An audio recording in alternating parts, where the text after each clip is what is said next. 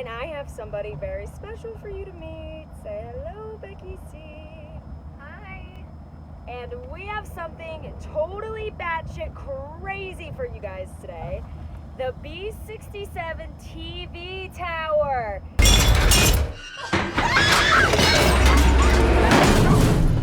Hey, it's Cass, your friendly internet tired writer here.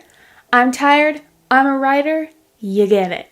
So this might come as a surprise to anyone who knows me, but I'm not really a movie person. But I don't care. But every once in a while, I'll come across a movie with a premise that grabs my attention. There's really only been 2 movies I can recall in the past, couple years that haven't been Marvel movies, but have actually, captured my attention and held on to it, instead of pausing and going to watch YouTube or write or really just do anything else but finish the movie.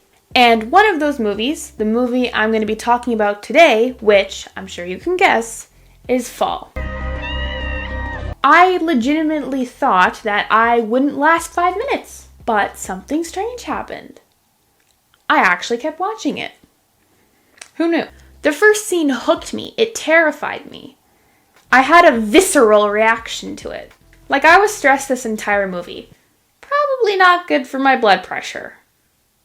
Anyways, but the first scene of the movie is an emotional one, and it ties into a scene about 40 minutes into the movie, and this scene affected me emotionally. I was tearing up. And 40 minutes just usually isn't enough time for me to emotionally invest myself into a character. I mean, sometimes I will go a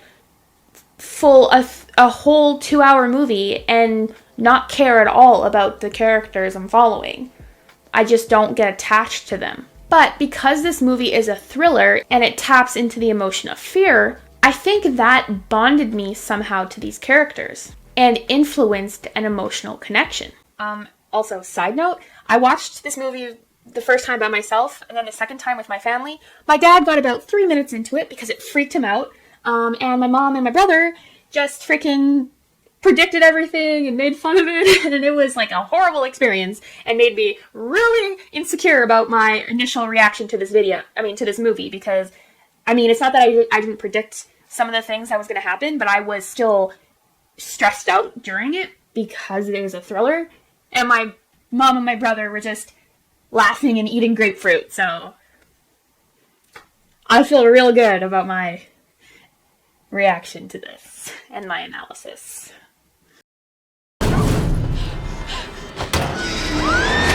Fall is a survival thriller about 2 girls, Becky and Hunter, who are adrenaline junkies. You adrenaline junkies are a special breed, aren't ya? The movie begins with Becky, Hunter, and Becky's husband, Dan, climbing in the mountains. And can I just say that free climbing looks like the stupidest thing a person could do? You're just tempting fate at that point. Anyways, everything is fine and dandy until Dan slips. Oops. The rope gives out and he falls to his death.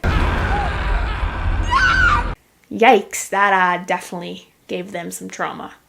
Cut to nearly a year later, and Becky is in a drunken stupor, barely alive, and Hunter is a YouTuber daredevil, like female Logan Paul. She literally films dead animals. Feeling peckish, Hunter. What? That's funny. I've made a severe and continuous lapse in my judgment. Becky's dad, who isn't fond of Dan, tells her she needs to start living again, but she doesn't want to. She's still grieving. Hunter returns from YouTubing around the world. Hi. And she invites Becky to climb the 4th tallest structure in the US, the decommissioned 2,000-foot high B67 TV tower in the middle of the desert. Yeah, that sounds like a smart idea. Becky doesn't want to. Smart girl. But she eventually agrees. Dumb girl. And decides it's a good place to spread Dan's ashes and finally move on. Sounds like a good place to die, but I guess they're not really asking me. The next day, they begin the climb. It's the climb. Oblivious to how unstable and corroded the tower really is. The entire climb, I was so stressed. I'm telling you, I was like... But I guess that just goes to show how great the cinematography is. top, Becky takes the step to move on from Dan by spreading his ashes. I was definitely waiting for the ashes to be blown in her face. But it's not that type of movie, I guess. On their way down, the ladder breaks and falls, and they are stranded on the top of the tower. Their backpack with their supplies and water has fallen onto a communication dish just beyond their rope's reach. And their hope's reach. Now, they aren't getting a cell phone connection at the top of the tower, but they do remember that Hunter did get connection further below. So they egg drop her phone with a message to her thousands of followers, but the padding isn't sufficient, and the message doesn't go through. Later on, they realize there's an RV parked near the tower. They send off a flare, but the two men in the RV steal Hunter's truck instead of rescuing them. Real beta move, boys. Starving, thirsty, weak. They are on top of the tower for a long time. I think 3 days in the entire movie. Becky eventually realizes that tattoo on Hunter's foot is the code her husband Dan used to tell Becky he loved her. What is this guy? Some freaking cryptologist in World War II or something? Hardest time to lie to somebody is when they're expecting to be lied to. And Hunter admits that they had a 4-month affair before Becky and Dan's wedding. Real beta move, Hunter and Dan. The next day, as passive-aggressive penance, Hunter climbs down with the rope to reach the water on the satellite dish. Hunter attaches the backpack to the just short rope, then leaps to it and climbs up. She falls, but manages to catch the backpack, and Becky pulls her up. Plot armor? ? They use the drone in the backpack to fly a message to the diner a few miles away, but a truck hits it. 'Cause, of course it does.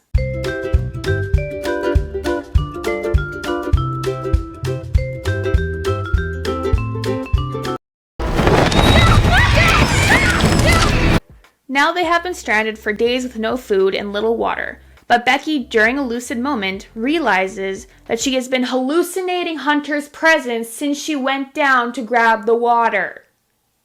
In reality, Hunter fell and didn't catch the backpack, but bled out on the communications dish. I guess she didn't have plot armor. Becky pulled the backpack up, not Hunter. The next day, a vulture is pecking at Becky's leg because yum, and she kills it and eats it for strength. Carnivore diet gets gains, bruh. Unless you're Liver King. Becky, stronger since eating, climbs down to the communication dish, sends a text to her dad, and stuffs the phone in Hunter's corpse for sufficient padding. What? And I thought I was dark. Frick. And she, pushes her off.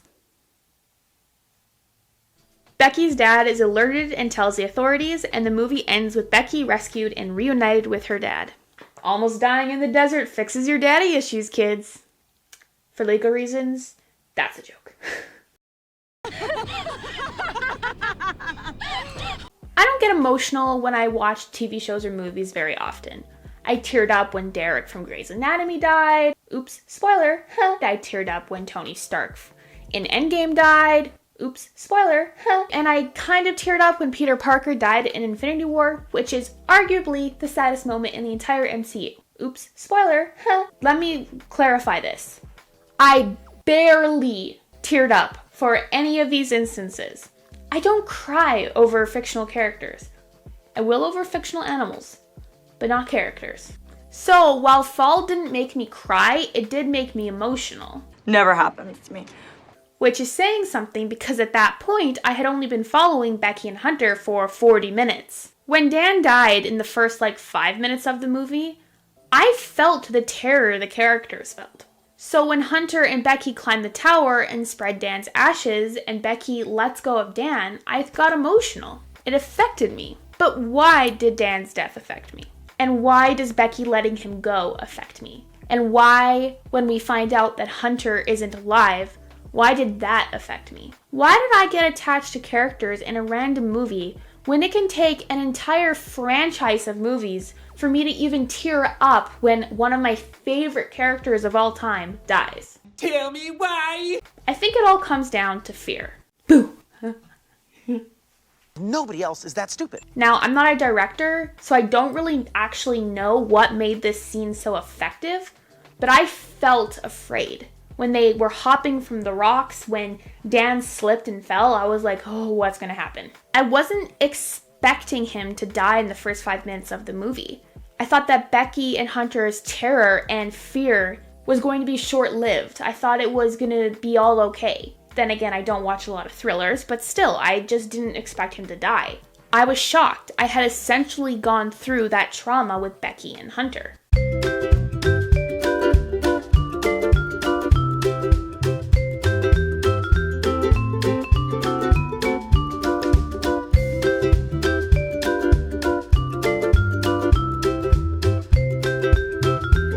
So when the girls climb the tower, it takes about 10 minutes of the movie for them to get to the top, which doesn't sound like a lot, and it isn't, but it felt like a long time. Please tell me I'm almost there.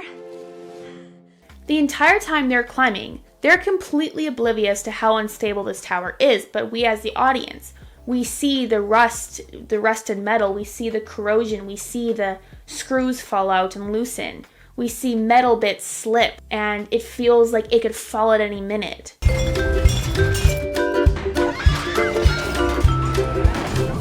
So for the duration of the climb, Becky is terrified. This is the first time she's climbed in a year, and the last time she did, her husband died. This is a petrifying experience for her, but she pushes through because Hunter wants her to, because Hunter is trying to get her to overcome the fear. Is this ladder? You dick, Hunter! Sorry. I think the reason this movie did affect me is because I had essentially gone through this stress-inducing experience with the main characters. I had an emotional reaction to Becky letting go of Dan because I had experienced the trauma with her in a way. Like characters are kind of proxies for the audience to experience a story. So when a character goes through something traumatic, the audience also goes through that thing in a way. You ever see 127 Hours? Which is why I think there was an emotional connection. I felt empathy for her. And this feeling of empathy continues throughout the movie. I mean, at the end, when we discover that Hunter is actually dead, I felt disappointed. I felt kind of sad because I liked her and I didn't really want her to die. I thought she was going to survive. I mean, 2 hours is just usually not enough time for me to get invested. For example, Wenwu from Shang-Chi. I was disappointed when his character died, but I wasn't sad. It was just disappointing because he had so much potential as a character. But I didn't have an emotional attachment to him. But I did have an emotional attachment to Hunter and Becky. Because the movie wants the audience to go through this survival story with them, I was able to bond with them, influencing an empathic connection. It's like I could read their minds, their emotions. I could feel what they're feeling. Alright, who ate my motherfucking pizza? I sense you're angry. I guess you were just too afraid. Going through a stressful situation can bring people close together or tear people apart. I mean, COVID. A study from McGill University showed that shared experiences can forge an empathic connection between two people who were previously strangers. The study found that strangers who spend a short amount of time together and then go through a stressful situation, a painful situation, they demonstrated higher levels of empathy for each other. The lead author of the study stated, "It turns out that even a shared experience that is as superficial as playing a video game together can move people from the stranger zone to the friend zone and generate meaningful levels of empathy." That isn't to say that all you incels out there should be purposefully endangering the girl you like and yourself in order to create an empathic connection between you two. That's not what I'm saying, or what this study is saying. Pain is such a universal thing that people are automatically going to have sympathy for someone who goes through a painful experience. I'm being really serious, you guys. I need some help. Good one. Yeah, God, what is her problem? I don't know. But I think it takes sharing a painful experience for someone to have empathy for a person who goes through that pain. Like, most people have sympathy for cancer patients, but I think it takes someone to either experience cancer or have someone close to them experience cancer for them to have empathy for a cancer patient. It's honestly a bit self-absorbed in a way. If they are like us in some aspect, then we care more. And pain is such a visceral and horrible and sometimes traumatic experience. What the hell? I didn't even notice this. Whoa. That if we can relate to another person's pain, then that forges a strong connection, fostering empathy. Now, pain and fear are obviously not the same thing, but they often go hand in hand. I mean, you fear being in pain, right? I fear neither death nor pain. What do you fear, my lady?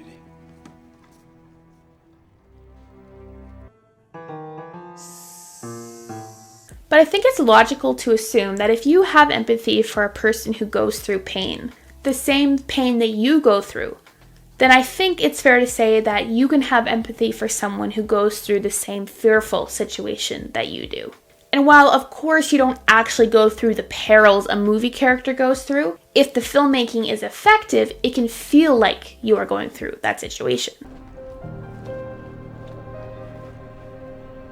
I'm not a filmmaker. If I was, I would not be living with my parents. So I'm not going to say what makes a film effective in making the audience feel what the characters feel. Still, through a shared experience, whether it be pain or fear or both or a different strong emotion, we can forge connections with others, including fictional characters. And we can then be empathetic towards them. I took an intro to psychology course in university.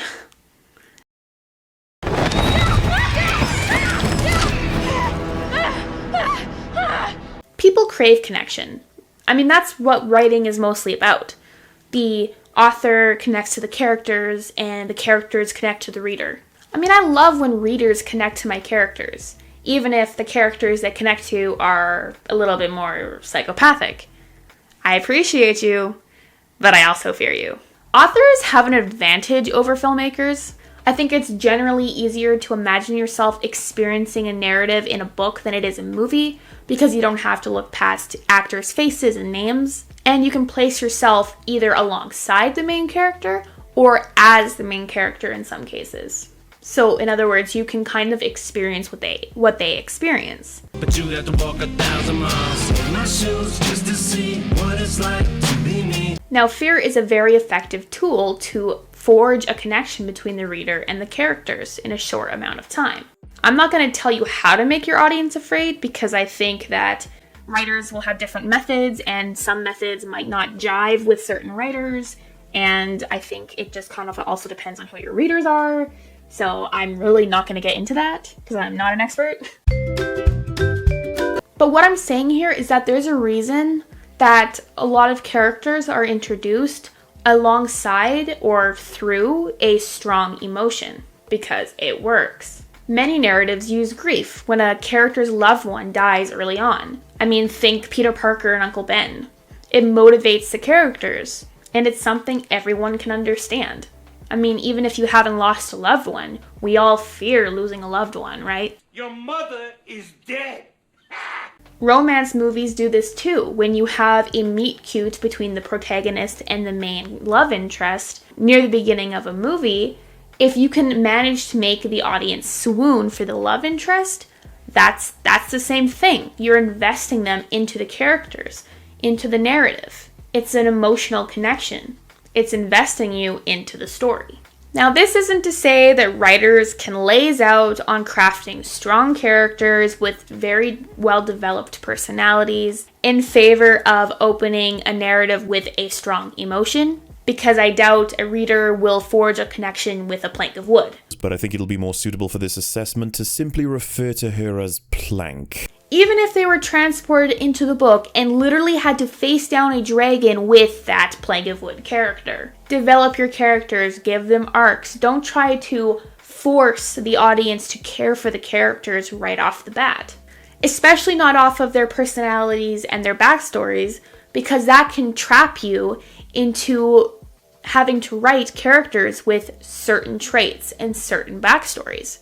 Marvel does this all the time. You know, they bank off the fact that people enjoy watching witty characters and quirky characters and funny characters.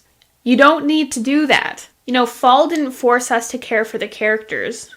by shoving backstory down our throat. We experience Dan's death with Becky, and because it was so visceral, it made me care about it.